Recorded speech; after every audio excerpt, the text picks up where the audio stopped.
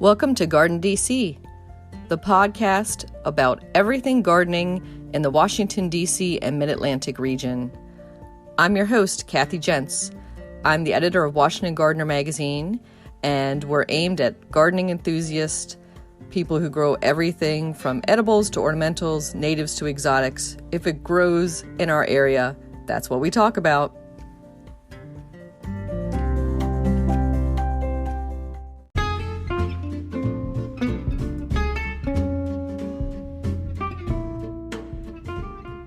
Welcome to episode 88 of the Garden DC podcast. In this episode, we talk with Ira Wallace of Southern Exposure Seed Exchange about seed swapping and exchanges. She also shares some stories about heirloom seed saving and how you can be part of it. And there's a wonderful story about collard greens and their legacy. The plant profile in this episode is on junipers, and I share some upcoming local events in the What's New section. I want to thank our latest listener supporters, Catherine Lambert and Ann Hardman. Thank you so much for supporting this podcast. Happy listening.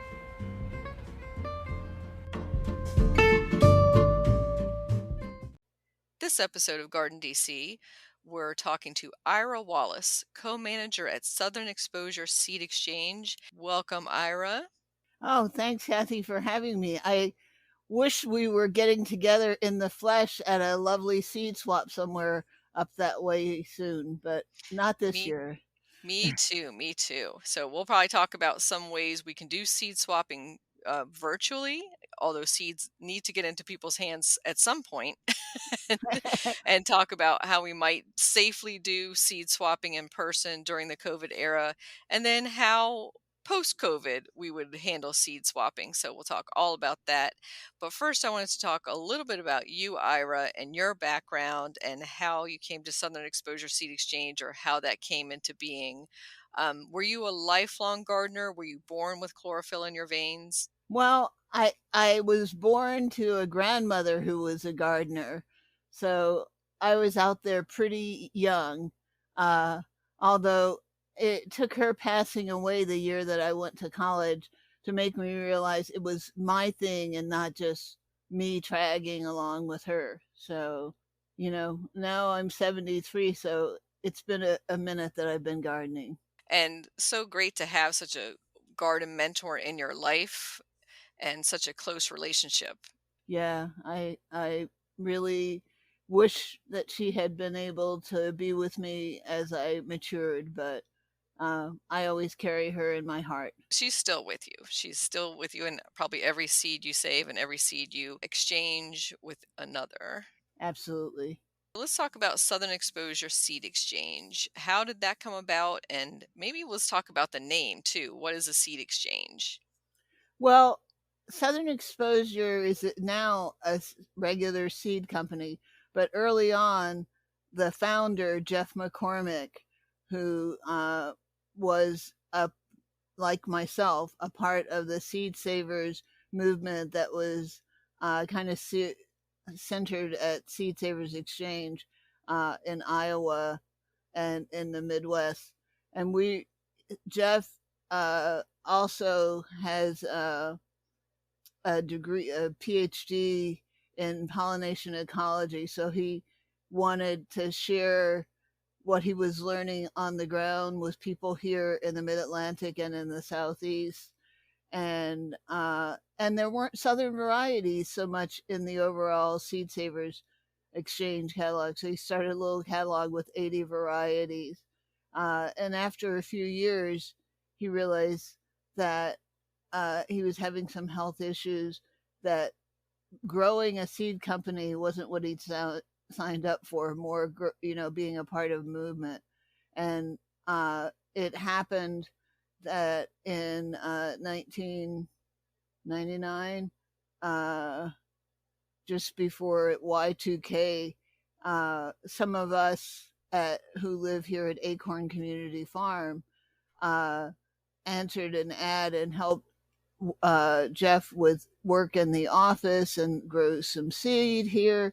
And he offered us the opportunity to take over the stewardship of Southern Exposure Seed Exchange. And that's how it became, a worker owned co-op where we try to be egalitarian and working together to bring all these seeds with you and working with farmers to produce them as we have grown beyond what we can produce on our little 72-acre farm. So that's a little bit about it. And I was just laughing at the little 72 acres. So little as far as maybe seed production area, correct? Because you need to right, have spacing between different varieties or different things you're growing to make sure that those seeds are what you say they are, correct? absolutely. If you don't have those isolation distances and people are expecting purity in your seeds, you're out of luck. So uh, you have an area and then you have a, say for squash, you need a quarter of a mile to have reasonable isolation distance. So you don't have that many spots of squash. Tomatoes, not so far. But, one of the things we learned, speaking of Jeff and pollination ecology, is that heirloom tomatoes need a little more space between them than you do with more modern varieties because the style is, as they say, extruded. It's kind of like a little thing sticking out of the middle of the tomato flower, wiggling itself around in the wind, saying, "Come and get me, pollinators," and cross pollinate. Interesting that you found that it needs a little more distance for the heirloom. So is that an acre apart, or how far apart are you spacing heirloom tomatoes? Well, regular tomatoes, before that, people thought you needed like 25 feet. Hmm. And with heirlooms, you might be talking about 150 or 200 feet. Okay, so doable for Doable. a small operation. But Hmm. yeah, that squash distancing, that's a little crazy because for me in an urban area, or for community garden plots, it's really hard to gather seeds from squash and say that they are the pure variety. Right. Well, one thing that helps is if there are a lot of different plants in between. So if you have your garden located so that you have a lot of interesting things to pollinators between you and the neighbors, or if you happen to have neighbors who don't grow squash, and you have houses and such between them. So there, and another thing about squash and all the cucurbits is they have great big flowers. So in for a home gardener, you can hand pollinate those seeds to assure the the purity. And hand pollinating is so much fun to do for the first time, especially when you figure out the male from the female flower, and then get a little, brush or Q-tip or something and can apply the one to the other. Then you can ensure that that's the variety you're growing. Absolutely. And then you only have to kind of cover it. And you nowadays, Remay and other polyester row cover, you can just take cut pieces from an old section that you're retiring and use them to make little covers. And that'll cover them for, a few days or a week and make sure that your new fruit has already started. And then we like to use red or orange yarn to note the plants that have been hand pollinated. That's a great tip. I would think, any type of color twist tie and the yarns would be a good one to mark off, this one is done. This one is set. And then the others are open pollinated. Yeah, absolutely. And so, all the varieties that you carry in Southern Exposure Seed Exchange, how many are you producing at your location in Virginia? Well, in any year we might have 30 to 50 here. Our goal is to reproduce each variety every 2 to 3 years. So we don't have to produce all of them, but we work with 70 different farms to produce all that seed that we send to you. Otherwise, we'd be, I don't know, we couldn't do it.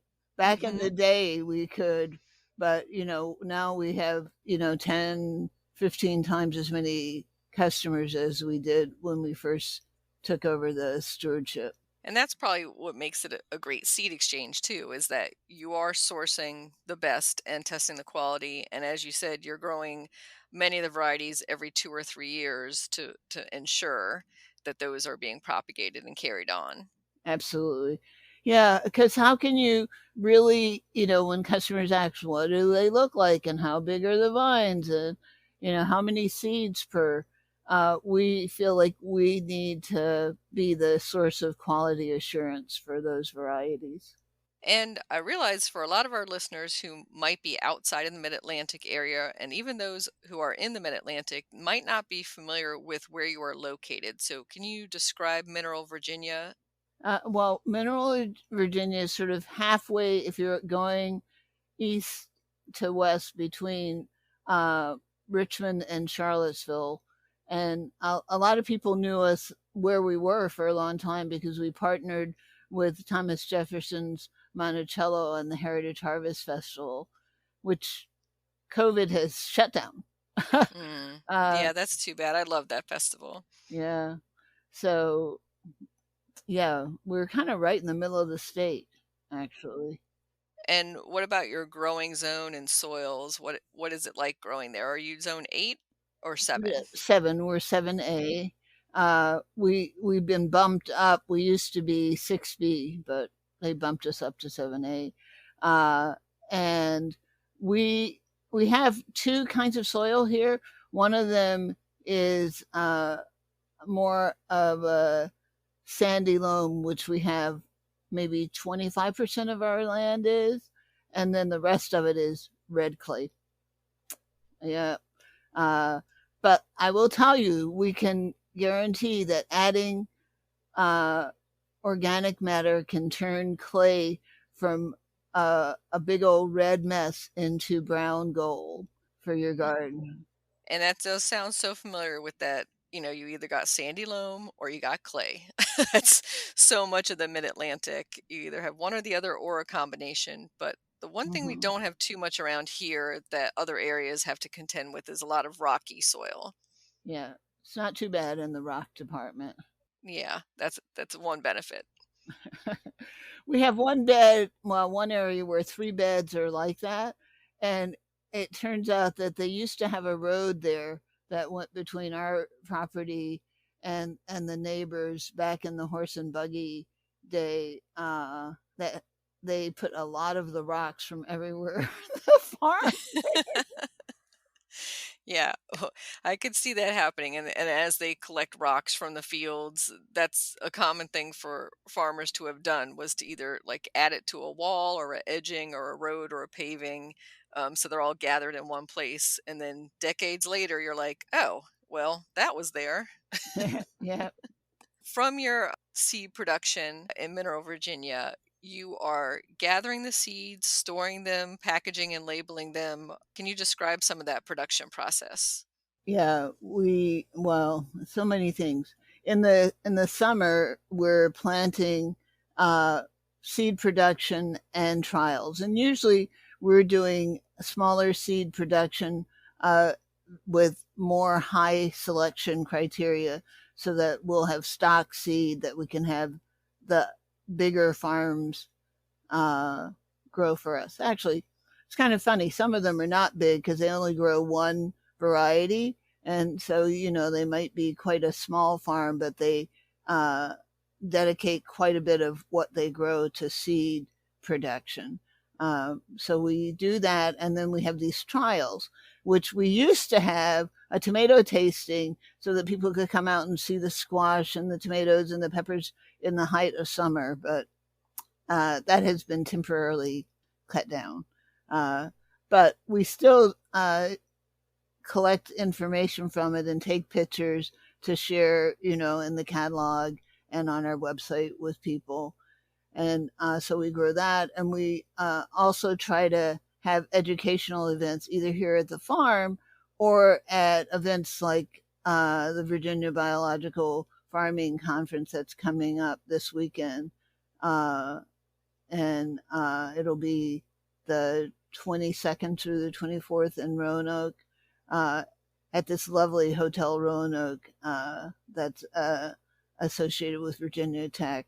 So we do those kinds of workshops, and we've done more of them with organizations like the Organic Seed Alliance as online uh, events that are later available for people to uh, access as they will.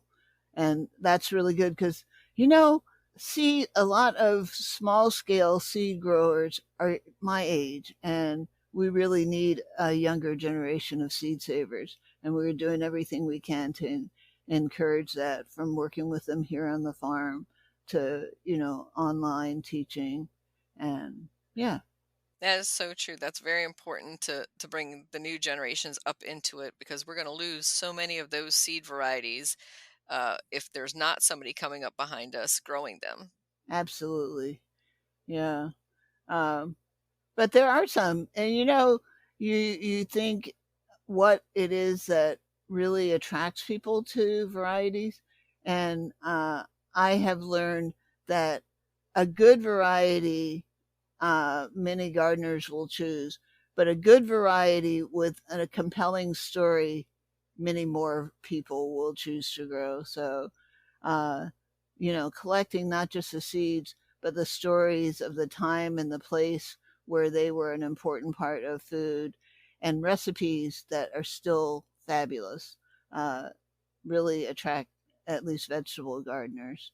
Yeah, those stories can really get you hooked on some things, and you wouldn't even have grown it if it hadn't been for the story. I can say that for a few of the tomatoes I've grown, that it wasn't for the taste, it wasn't, really for the tomato itself. It's just because it had such a great name and such a great story behind it. Well, what, uh, in the last, 5 years or so, I've been pulled along in the Heirloom Collard Project. Uh, there was a book that two cultural geographers wrote called Heirloom Collards, A Southern Tradition from Seed to Table. And I thought I knew something about collards before I read this book, but they had gathered over 90 different varieties, or accessions, as they say at the USDA Gene Bank. And Wow. yeah, we're talking shiny ones. Like, I knew there was green glaze, but I didn't know that there were so many being maintained by families. Purple ones, like from Alabama and Mississippi, southern Georgia in particular, curly ones that were a little bit more like a kale, but big leaves like a collard. And, you know, and then the semi heading ones that were great for making collard kraut out of, and so many different ones. And how I got sort of pulled into it, not just by the book, was I happened to go to the USDA ARAC in Charleston because I was down there for a garden writers meeting, and I walk into this trial of 60 of those 90 varieties, and I just was blown away. And I said, we have to let people know about these. And I reached out to all kinds of people and friends at Seed Savers Exchange, and got the crew here at Southern Exposure excited about it.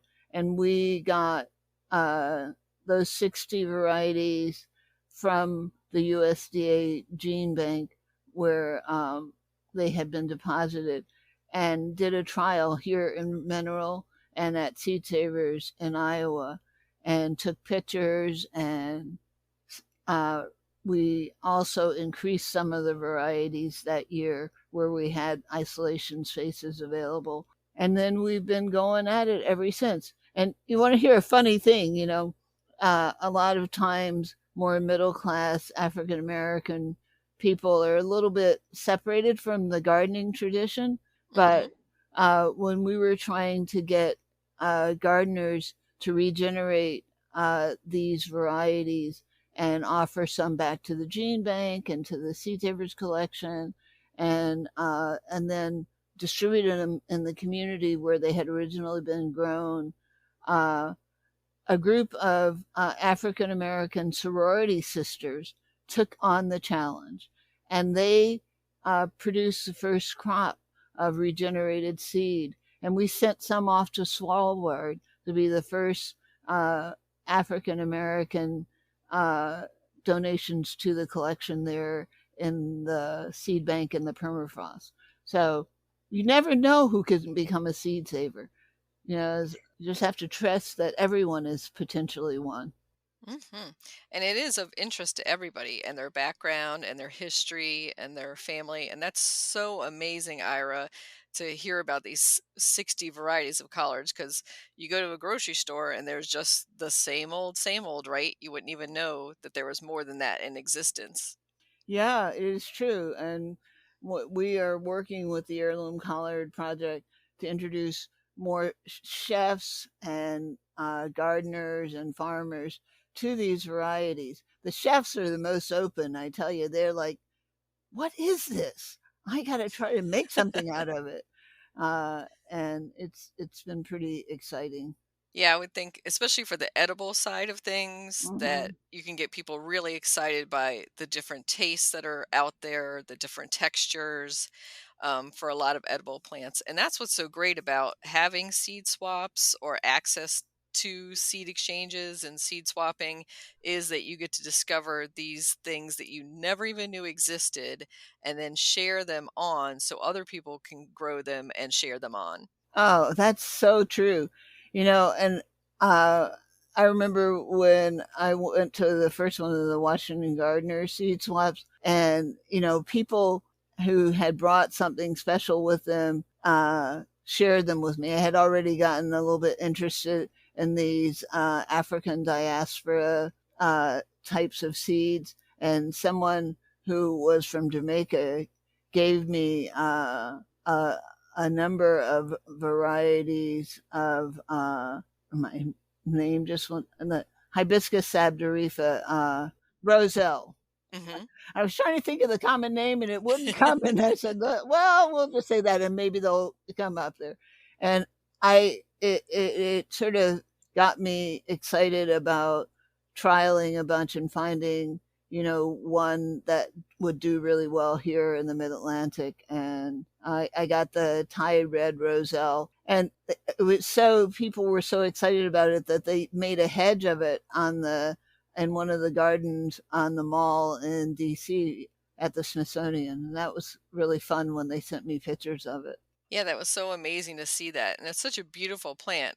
It's basically a hibiscus, Yeah, but then there's actually a tea you can make from it, and it's so delicious. absolutely. Wonderful to hear that coming out of one of our past seed exchanges for Washington Gardener. And this year, we are planning on doing an in person one again, but we've postponed it a month. So normally it would happen on seed swap day, which is the last Saturday of January. But this year we postponed it to the last Saturday of February, hoping that Omicron and COVID gives us a little bit of a break and that we can do that in person safely. What we had done last year was just set up seed boxes and let people come through at timed intervals and pick out seeds. So we got rid of all our speaking program and all of our sharing, which is such a great part of our annual seed swaps that we host. And I really miss that, Ira. Like you were saying, that we have that share and tell session part of our seed swaps where you get to stand up and say, I brought this bean that was grown by my grandparents and that came over from Italy, and share your stories about what you bring. And also, you were able to get up and have some social time, which of course the social time was taken away from that last year with COVID. But at least we got seeds into people's hands, so we were happy to do that. Oh, that's great. So where are you going to have the swap in February? So that'll be at Brookside Gardens in their main visitor center, the main auditorium. And so we're requiring vaccination, mask wearing, and social distancing. We'll probably pare down the speaking program and the sharing a little bit just to, for safety reasons, but we're still going to try to include as much of that as possible. And of course, we're welcoming people to bring seeds, and we'll have lots of seeds to share there as well. So if you just go to seedswapday.com, you can check out the link for that and sign up for that. But we can also talk about other seed swapping that takes place in the area. So some people will be gathering with their garden clubs, or in person later in the springtime at gardening events in the area. But I find a lot what's happening now is on the internet via Facebook groups. Are you seeing a lot of trading happening that way, Ira? Yeah, absolutely. And some of the big seed swaps kind of have more of an existence in cyberspace. I haven't been as up with it. The Seed Savers Exchange also, has their yearbook, which has existed, as a long distance thing, but that you can access free on the internet as a part of their website. And yeah, I should have looked up the addresses of some of these, but I bet you have a few to share. Yep, I'll share that in the show note and links. Like, there's the Rock Garden Society does a big seed exchange amongst its members, and Dendron Society, they'll have seed exchanges. Even the Water Gardens, International Water Garden Society sends out some rare waterlily seeds upon request amongst that to the members. So membership does have its privileges, right? I was going to say that reminded me of one. What really got me to be hardcore about seed saving was I was a volunteer at the North Carolina Botanical Gardens. I hate to say this, in 1975. A long time ago when I was young. And I had forgotten that one of the things that got started by the volunteers there was an exchange of wildflower seeds, which later became a benefit of membership. Like if you were a member, you could get first dibs with doing this even at a distance, because they had a great big dam put up, and a lot of area that had wildflowers was going to be covered with water. So the botanical gardens moved a lot of these plants, and then it explored how to save seeds from them successfully in a more cultivated area. And that is still going on. And they asked me to give an online speech last year, and I got to get an update 50 years later almost. Wow, full circle there. Yeah. Yeah, a lot of the trading going on online or amongst plant societies, that could be either operated one or two ways, right? They either have you send all your seeds to a central location, and then one person or a team of volunteers might sort those seeds and send them out to people who request them, or you're being matched person to person and sending your seed to a certain person. Have you participated in those type of exchanges, Ira? I have some. Yeah, mostly through Seed Savers Exchange and through a new group that I've been involved with, which actually just started a little seed company. It's the Ujamaa Seeds, and it is actually in suburban DC, like in Maryland mostly, where they got started, of mostly African American, but other and Native American seed savers saving traditional varieties. But they also decided with COVID, because there's so many areas where those people were affected negatively nutritionally for the problems, to have not only seeds for sale, but free seeds to be distributed in those neighborhoods, as with any proceeds from the seed sales. And yeah, people could check out Ujamaa Seeds. They're new kids on the block with old varieties from African American and Native American. and also, I guess, people of the new diasporic communities that are immigrants in the last 50 years. And the 50 years is new. What am I saying? That's still considered vintage, right? If it's Yeah, over 50. Yeah. yeah. So, do you have a spelling for that, Ujamaa? Ujamaa seeds. Great. Okay, we'll try to have a link to them also in the show notes so people can reach out to them. And so there's the internet way. There's, of course, the old fashioned mail order way where it used to have lists and lists, and you would circle and send it in and get your seeds that way. And that's almost the same, of course, as ordering seeds mail order from a company. But let's get back to our in person seed swapping and in person seed exchanges. And I was going to talk a little bit about how those happen in person. So, several of them that I've attended are you put your seeds out on a table in front of you, and then people walk up to you and they offer you a trade. Um, can you describe maybe some of those that you've attended? Yeah, I have attended a number. The one that I have liked the most is actually way out in Kentucky. Bill Bess, who does heirloom seeds. Mostly, he specializes in beans, in mountain beans. All of Mm, those big, the kinds of beans that you can't just get in the store, the kind that you can grow.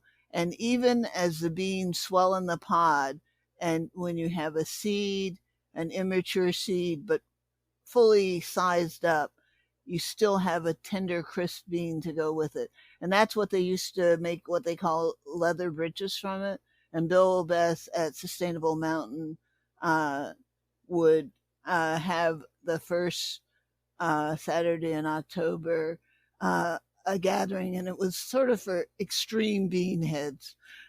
And people brought other things, tomatoes and sort of more beans than you could shake a stick at. And it was a little bit just like you said. We each would have our little table with our stuff and go and try to exchange with each other. And we'd give each other stuff just if they didn't have anything you really wanted, because you knew they hmm were the people who were going to grow them and share them in their communities as well. Yeah, I find seed swapping, it's usually very generous. There's not too much haggling. And, there might be one or two varieties that people are really going for that are rare. But in general, people are happy to share and be super generous. The other one is at big events. Sometimes there's a seed swap, like we used to have one at the Heritage Festival. And before that, I used to volunteer at Monticello for the tomato tasting, which also allowed for exchanging tomato seeds. And speaking of the one that took place at the Heritage Harvest Festival with Monticello, I remember going a few times and bringing seeds to that. And it was like so great to do that right in the shadow of Thomas Jefferson's Monticello, right in back of you, and to spread your seeds out on a table, and people would come up to you and offer you things, and not just seeds. I came home one year with several canned goods a woman had made. I think I got peach butter, which I loved, and I think of pawpaw jam, which I was like, you could take all my seeds for this pawpaw jam. Oh, wow, cool. Yeah. Well, some people, they didn't save seeds, but they saved lovely food, and that was hmm really resourceful to think, well, I'll bring that and go home with some seeds this time. Yeah, I thought that was a great idea. And so I encouraged people. I had gone to a few food swaps. So Uh-huh. that had kind of started pre-COVID and kind of tapered off now that, COVID is around. But people would bring different types of foods that they had preserved. It could be, jerky, it could be breads that they made, anything like that. And doing direct not seed swapping, but food swapping. So that's like an interesting almost offshoot of seed swapping is now the food swapping as well. Yeah. Well, I'm going to keep that in mind for the next time that we feel like safe to invite people to the farm, to encourage them to bring some, because we have such a nice big circus tent to put crazy things under out here on the farm. Mm-hmm. And yeah, just like with seed saving, you always have tons of extra seeds. Like, you only need 20 for yourself to Mm. grow, but you have hundreds of extra seed.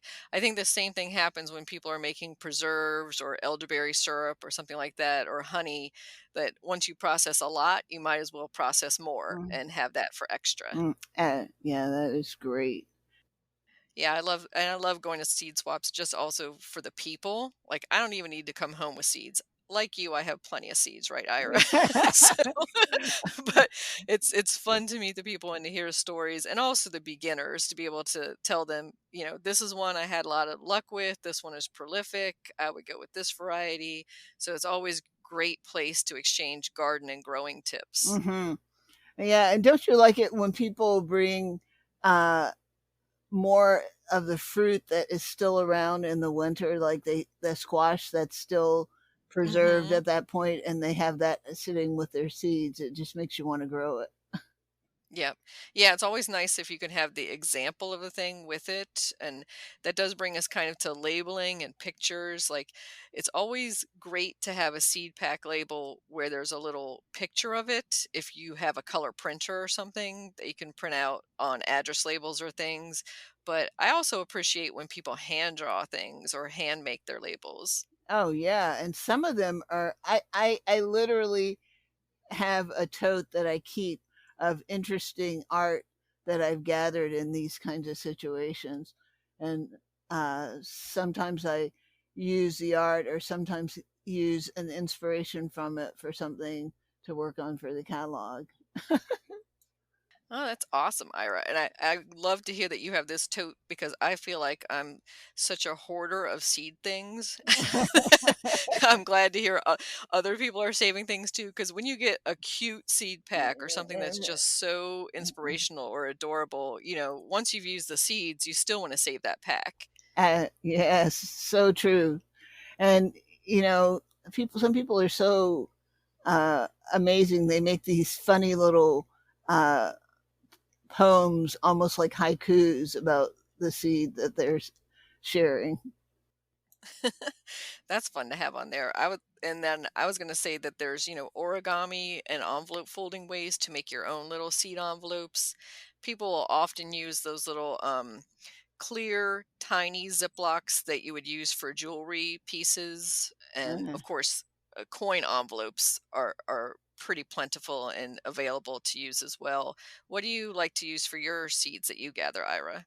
well, because we have a seed company, I like to recycle misprinted packets and then make a little label out of, uh, just an Avery label to put on top of it. And sometimes, as you say, put a little drawing to go along with whatever words that we want to share. Yeah, I got a bunch of misprinted seed packs from one seed company one year for the seed exchange, and I've been just sticking stickers on top of them ever since. Because, yeah, sometimes one goes through a print run and it's just like slightly wonky, right? Yeah, So that's a great reuse of those envelopes. yeah, yeah. We would like to share them for that kind of use. I'll also go through with like a black Sharpie and cross off the original just so people aren't confused and, and think that that's what's in the pack. This is good. I usually we try to get a label that's the right size so it kind of covers up Hmm. the information, but it can be confusing. Like, uh, yeah, I have had a label peel itself off after a few years. It kind of makes you realize how long some seeds are good. Things like beans and stuff that you can, keep, or tomatoes for 4 to 6 years and have Hmm. them be perfectly good. But if you don't keep those packets in something like a mason jar or a tightly fitting Tupperware, uh, the labels start coming apart and the envelopes start coming apart. Hmm. Or out of the sunshine. I have found some that have been brought to swaps, older seed packs that have faded in the sun, so they're barely legible. Hmm. And this putting them in a container is not just good for the for preserving the packet, but preserving the Mm-hmm. seeds, because you want to put them someplace cool, dry, and dark to get the Mm-hmm. longest lifespan of high germ, vigorous growing little plantlets from the seeds. So Kew Gardens says that mason jars are the two-piece lidded ones, best commonly available container to put your packets in and preserve them at room temperature. Or Mm-hmm. you can also keep them in the fridge or the freezer when they're in those kinds of airtight containers.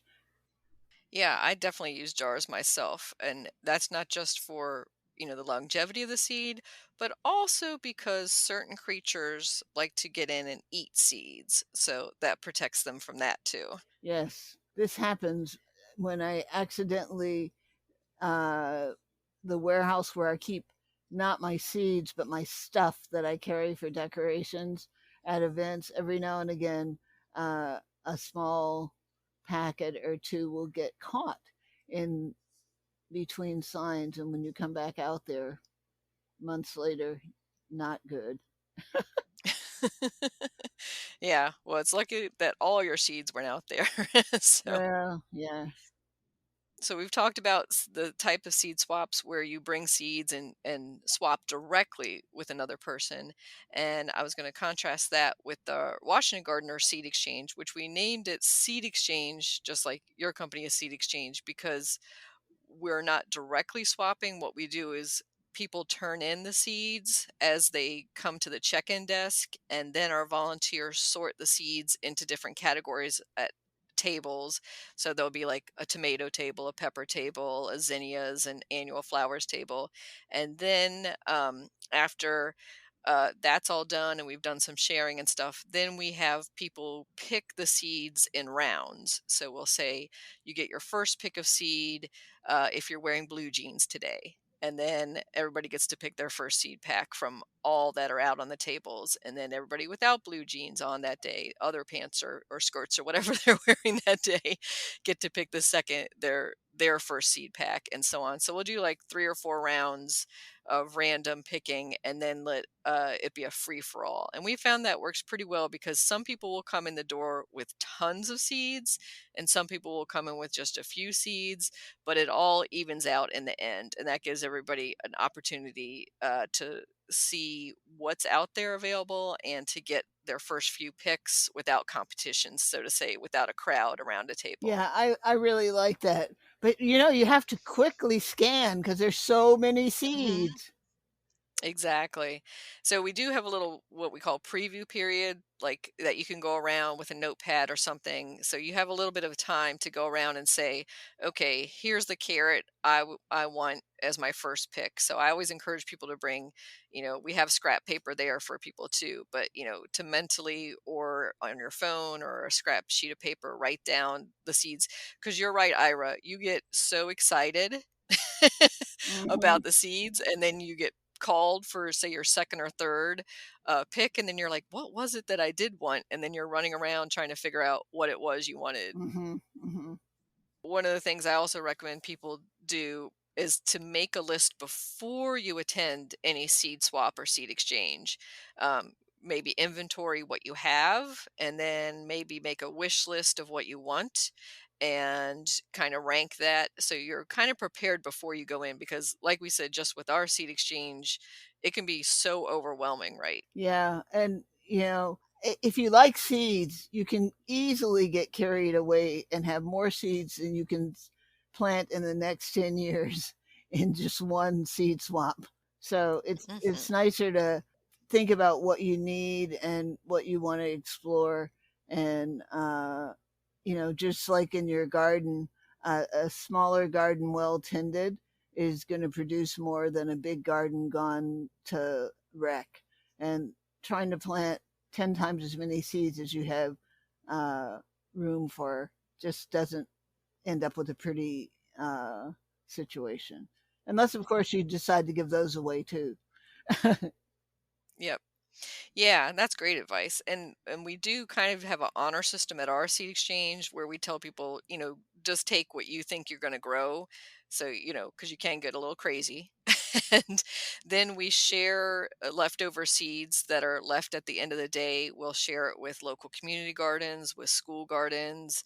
I've shared with gardens on military bases and sent them out to outside the area, people who have requested the seeds. So that's always nice to be able to use those extras and be able to tell people, even if your seeds weren't picked up all today at the seed exchange, they will go to a good home. That is so great because so many people are offering people not just a chance to get free food, but to be able to use resources of, community garden plots and stuff to grow more food, fresh food that they can distribute uh, in their own communities as well as with their own families.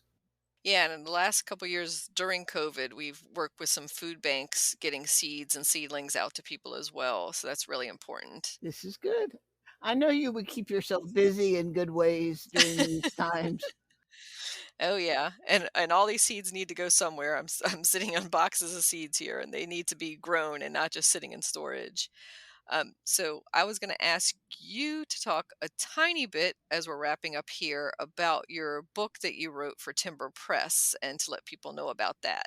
Okay. Well, I've actually written now 6 books for Timber Press, Oh but wow.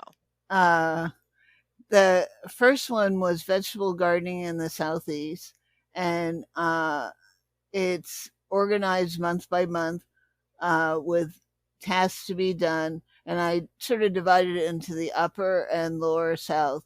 And sort of the mid Atlantic area I thought of as kind of the prototype of the upper South, but going all the way across uh, until you get to the middle uh, and that area. And then the lower South was more the coastal areas and areas like the eastern part of Texas that have the same kind of acidic soils and variable rainfall that we have here in the mid Atlantic, but a little bit warmer.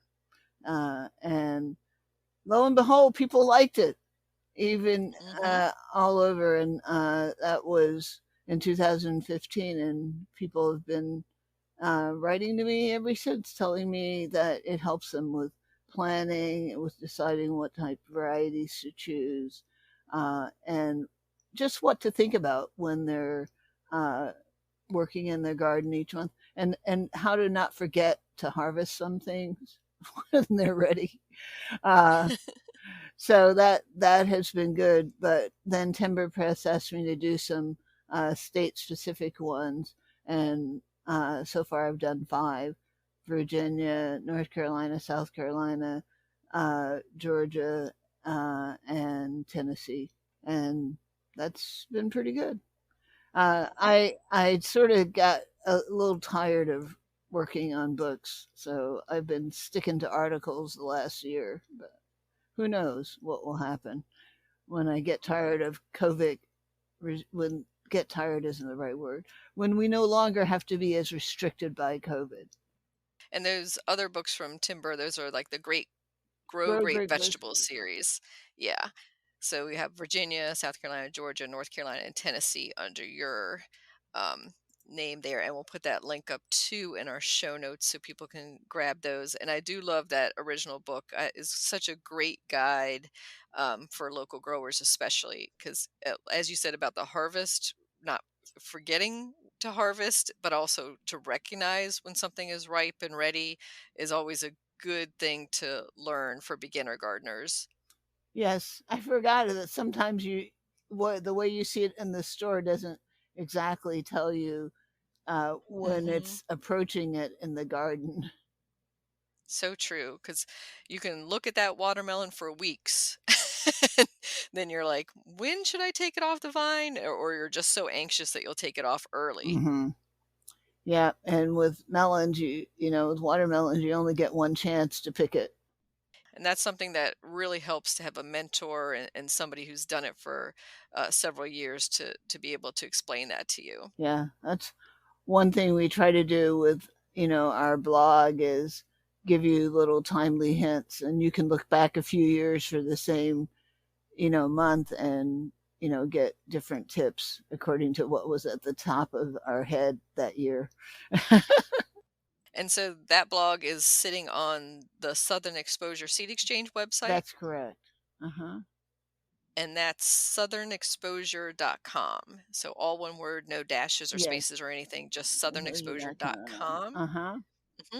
And how else can people reach you, Ira? Well, that's a good question. That's the easiest way. I also have a Ira Wallace author blog, and yeah, and we also have Southern Exposure has an Instagram feed which we stick stuff on, and I try to pay attention to what other people say and want to know about.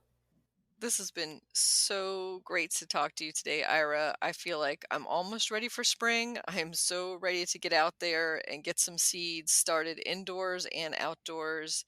I don't know about you, but this winter has been dragging. Let me tell you, and we were stuck here without electricity for 6 days during the first snowstorm. That was interesting. We were glad we had a little generator, but you don't realize how many things run on electricity until it stops coming out of Rappahannock Electric. Yeah, that must have been really tough. That hit a big part of Virginia that was out of electricity for that whole week. Yeah. But fortunately, that's passed. Yay. Yeah, we're past that. We're on to spring. Days are lengthening and seed swaps are happening. So definitely check out seedswapday.com and check out southernexposure.com. And any final words for our listeners, Ira? Well, don't plant too much too early, but keep planting all summer and into fall so that next winter, if you don't have a lot of greens to eat now, you will. Thank you, Ira. Thank you, Kathy, for inviting me.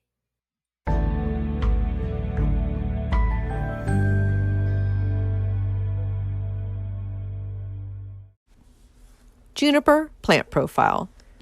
Juniper, Juniperus species, are evergreen shrubs that are a great addition to any garden. They come in many shades of green, from aqua blue to bright citrus yellow. There are more than 60 species of juniper, and of those, 13 are native to the United States. One of the most common is the eastern red cedar, Juniperus virginiana, which is the plant from which gin is sourced, as well as the so-called cedar wood that is used in clothing drawers and wardrobes. Junipers are tough plants. In general, they are salt-tolerant, drought-tolerant, and can cope with many soil types. They prefer to grow in full sun and good drainage. Junipers should not be planted too close together so they can have good air circulation around them. They do not respond well to pruning, so plant them in a spot where they can attain their full size without interference. If you notice an occasional dead, broken, or diseased branch, cut it back to the trunk and do not leave a stub sticking out. Juniper cultivars are widely available and are bred in many sizes and shapes, from wide round forms to straight tall specimens. They can be used in combination with other evergreens and make handsome hedges. They are good plants for holding in slopes and as a ground cover. Dwarf junipers are often placed in container combinations as well as used in miniature garden railways and rock gardens. Juniper, you can grow that.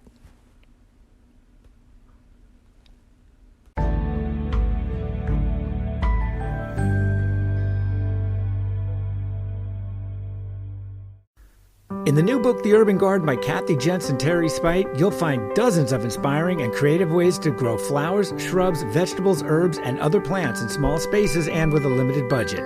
Whether you want to grow on a balcony, rooftop, front stoop, or a tiny urban patio, turn your growing dreams into reality and build a gorgeous and unique garden that showcases your personal style while still being functional and productive. With the ingenious ideas and resourceful tactics found here, you'll be maximizing yields and beauty from every square inch of your space, while also making a lush outdoor living area you'll crave spending time in. The Urban Garden, 101 Ways to Grow Food and Beauty in the City, comes out this spring. You can pre-order it now at Amazon.com and bookshop.org.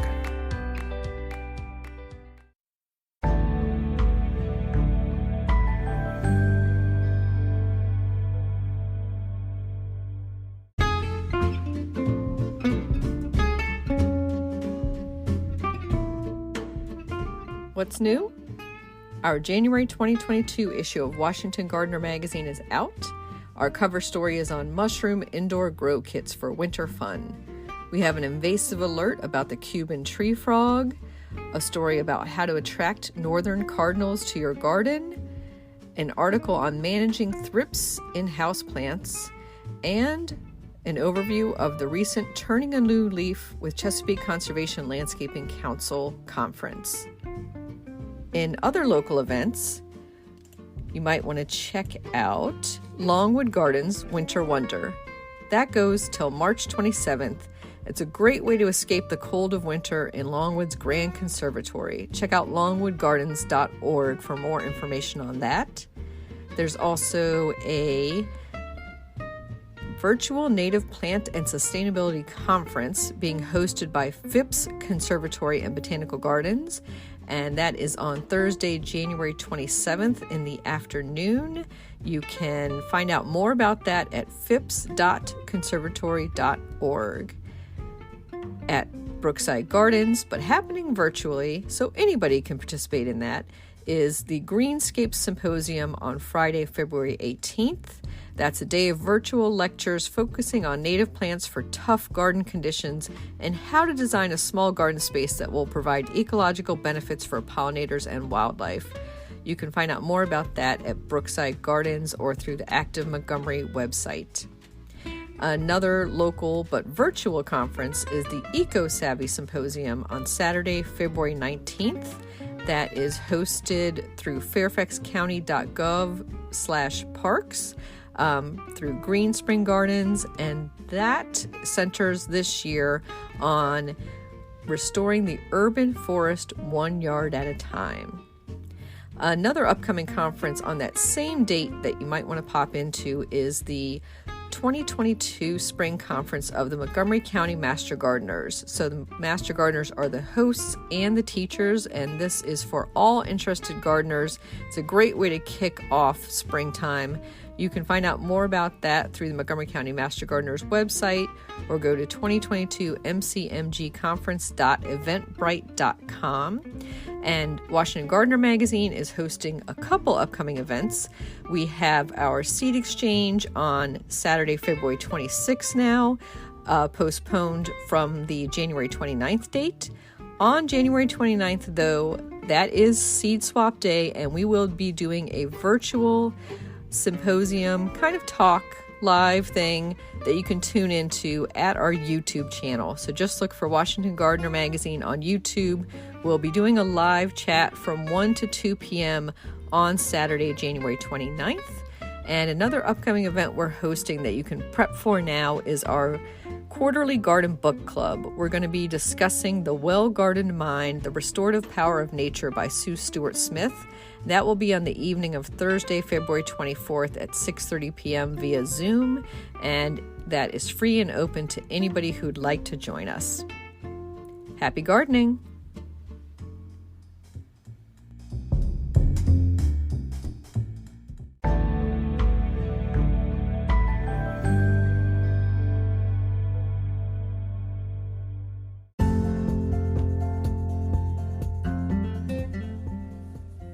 Thank you for listening to Garden DC.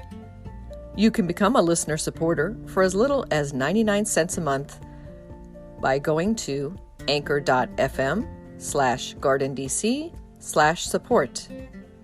Another way to support this podcast is to subscribe to our monthly digital publication, Washington Gardener Magazine. To do so, go to washingtongardener.com. Thank you.